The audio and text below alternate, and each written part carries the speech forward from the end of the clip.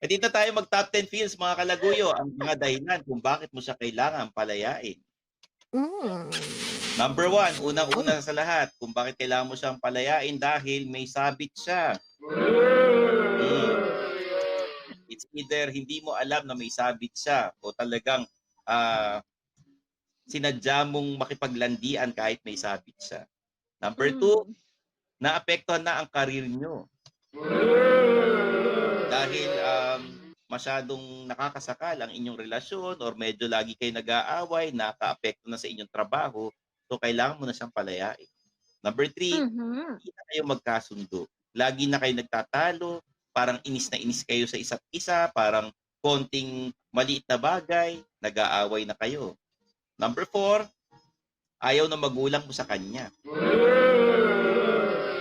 Ay, hindi lang magulang, minsan yung buong pamilya ayaw dun sa taong kinakasama mo or dun sa kalaguyo mo. So, para walang gulo, minsan pinapalaya. And number 5, may iba na siyang napupusuan. Masakit man aminin. At gusto na niyang lumaya, siyempre, palayain mo na. Yun. Dok? Ayan. Ang akin naman, number 6. Dahilan kung bakit kailangan mo siyang palayain, it's just because you're not compatible. At itong compatibility na to, pwedeng in your values, your principles, at kahit sexual compatibility, di ba? Kasi importante yon para sa dalawang magka-feeling at magkalaguyo. Also, number 7, kapag meron ng abusong nangyayari. So kapag inaabuso na kayo, kailangan mo na siyang palayain. Huwag niyong iisipin na kaya mo pa siyang baguhin o magbabago siya para sa'yo kasi hindi mangyayari yon. At number 8, kapag binibetray ka na niya ng paulit-ulit, kunyari, paulit-ulit na siyang nagkakaroon ng ibang kalaguyo o ka-feeling, tapos niloloko ka niya ng parang balewala lang kung anong mararamdaman mo, kailangan mo na siyang palayain kasi hindi ka na niya nirerespeto.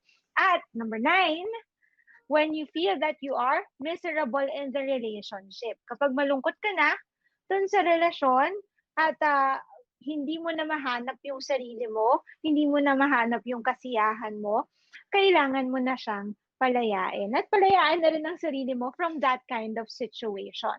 At number 10, ang pinakahuli, kapag hindi na talaga kayo tunay na nagmamahalan. Kasi kung